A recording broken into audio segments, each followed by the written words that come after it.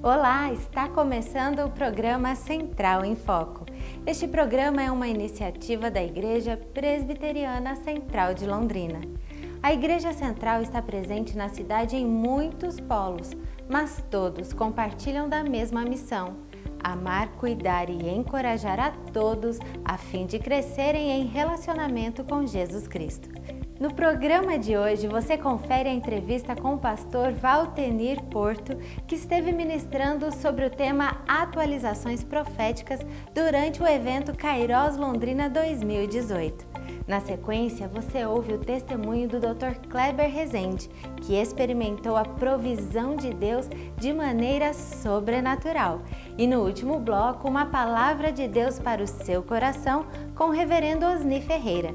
Então continue conosco, porque o programa Central em Foco já está começando. O Festival Kairos Londrina foi tremendo. Pelo 5º ano consecutivo, a igreja teve o privilégio de receber vários cantores, bandas e ministros, oferecendo assim uma programação para toda a família. Durante os próximos programas, você poderá acompanhar as entrevistas de todos os cantores que passaram por aqui. E hoje, você acompanha a entrevista com o pastor Valtenir Porto, que ministrou o tema Atualizações Proféticas. É com muita alegria que hoje apresento para vocês que nos acompanham aqui no Central em Foco, o pastor Valtenir Porto, que esteve aqui na Igreja Central ministrando sobre o tema Atualizações Proféticas, né, pastor? Sim. E esse é um tema muito importante e eu diria um pouco até misterioso para muitas pessoas, porque o livro do Apocalipse, ele fala dos últimos dias. Fala. O livro do Apocalipse, ele fala das coisas que devem acontecer nos últimos dias. Ou seja, um tempo que nós estamos vivendo. Então, tem muita coisa no livro de Apocalipse que já começam a ser cumpridas. Pastor, conta pra gente quais são os sinais que nós precisamos estar atentos para saber identificar o que está acontecendo. Os sinais são muitos. Jesus, ele fala em Mateus capítulo 24 sobre vários desses sinais. Sinais que sempre ocorreram, mas que agora começam a se intensificar. Não só em números, mas também em profundidade. Por exemplo, terremotos. Terremotos é um dos sinais, né? Fome, pestes, terremotos. Os terremotos, só para você ter uma ideia, por exemplo, no México, o ano passado, comparado 2016 com 2017, isso estatisticamente, os terremotos aumentaram 47% Isso é bastante. e intensificaram em graus também, né? Nós tivemos 3 terremotos aí violentos no México, né, que destruiu, matou gente e tudo mais. Então, terremotos é um dos sinais, mas existem outros que também são importantes. Sim, o senhor falou para nós, na sua primeira ministração, sobre o escurecimento do sol. A ciência já está comprovando isso e eles estão ficando preocupados, né, pastor? Exatamente. O Sol, os cientistas descobriram. É claro que esses cientistas de ponto, da NASA e de outros, já sabem disso há mais tempo, né? Mas outros cientistas que têm também acompanhado isso aí, e através dos satélites de monitoramento que estão no espaço, a 1 milhão de quilômetros de distância da Terra, sem nenhuma influência da Terra, né, e nem também uma influência direta do Sol. Esses satélites, que são 4 satélites, eles vêm monitorando o Sol 24 horas, o tempo integral. E as fotografias mostram ano a ano um escurecimento do Sol, né? Então há um trabalho da doutora Cláudia, da astrofísica, física, que trabalha com estrelas, ela é especialista em mestrado, doutorado nessa área, doutora Cláudia Alberts. Ela tem um site onde ela divulga os estudos científicos, são mais de 150, e o de número 60 fala desse escurecimento do Sol, e o de número 120, que é o dobro, né, 60, 120, fala do simulador do Sol. Ela mostra isto com fotografias, ela explica essas coisas. Então são coisas que mostram que a Bíblia fala já há milênios para trás. Né? A Bíblia fala que o Sol iria escurecer, mas nos últimos dias, no tempo do fim, no tempo final. Pastor, eu tenho aprendido a olhar a vida do final para o começo, porque muitas vezes nós, seres humanos, estamos tão preocupados só com o presente, nós esquecemos que o nosso espírito é eterno, né? Verdade. E um dia Jesus voltará e o Senhor está preparando a sua igreja. Pastor, fala para quem nos ouve hoje, todos serão arrebatados? Todos serão salvos, arrebatados? Serão salvos? Não, né? não. A salvação é oferecida a todos.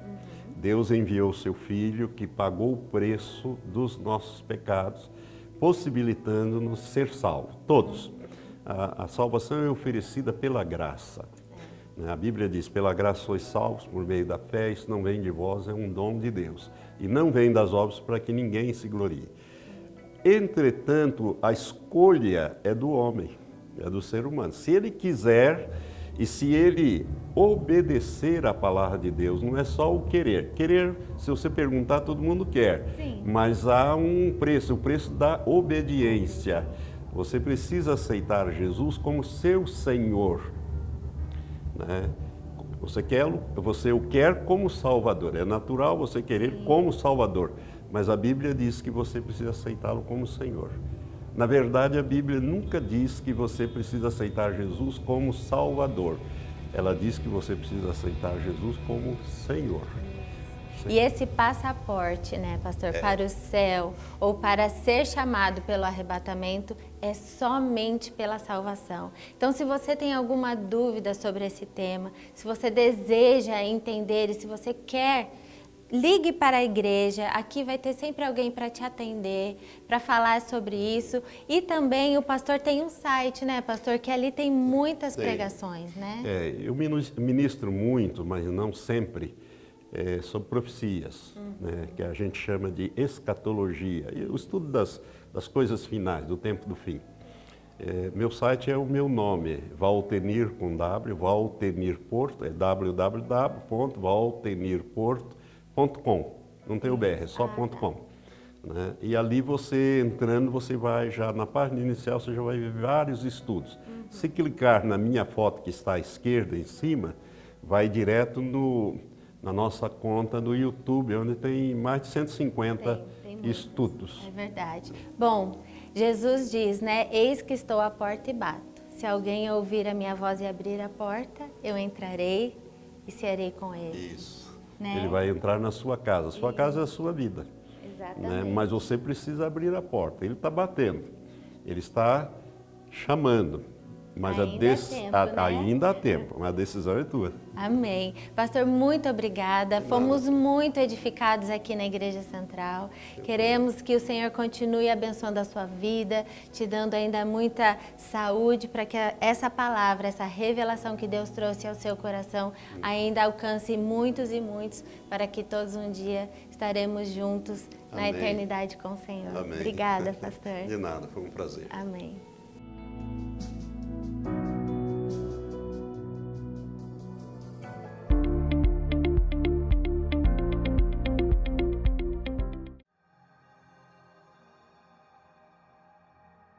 Eu sou médico, tive a oportunidade de ter minha graduação em Buenos Aires, Argentina, e gostaria de compartilhar um pouco da minha história.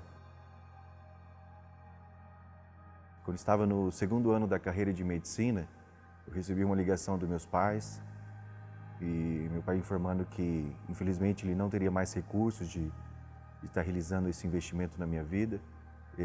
Conversando com meu pai, eu falei assim, pai, vamos dar 10 dias para Deus, porque Ele é fiel para completar a obra na minha vida.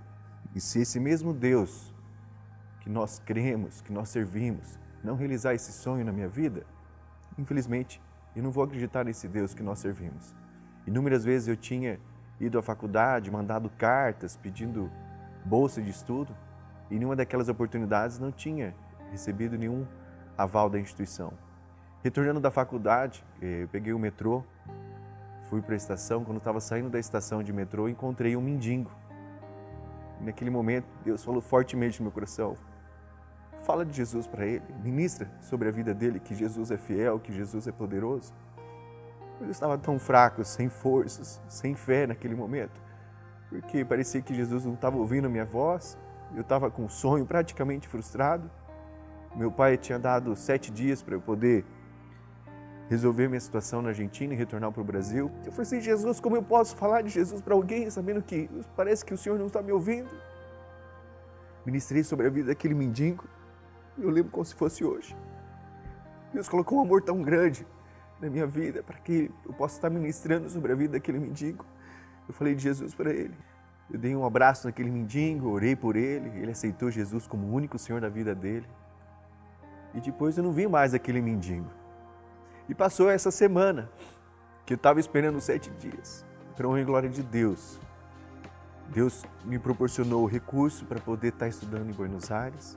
Eu ganhei uma bolsa de estudo na instituição onde estava. Fui o único brasileiro em toda a história da Argentina que tive uma bolsa de estudo. E passou quase 6 meses. Aquele mendigo me encontrou. E Deus falava fortemente no coração dele que ele tinha que me encontrar e falar para mim que ele tinha ganhado uma herança. Deus restaurou o lar dele. Ele tinha voltado para Cristo. Estava frequentando uma igreja. Eu falei assim: você não sabe, doutor, faz 6 meses que eu estou vindo aqui nessa estação de metrô para dizer para o Senhor que Deus mudou minha vida. E Deus falou para que você continue falando do nome de Jesus, não importa as circunstâncias. Meu nome é Kleber Rezende e hoje estou aqui para declarar que Jesus Cristo é o meu Senhor e meu Salvador.